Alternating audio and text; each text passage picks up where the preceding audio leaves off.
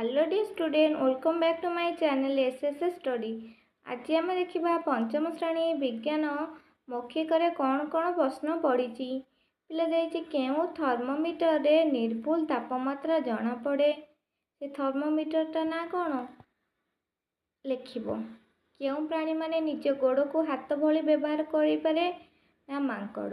3 number लोम प्राणी केउठारे देखा जाए लोमस प्राणी ना मेरु अंचल बा बरफ अंचल मेरु अंचल कह।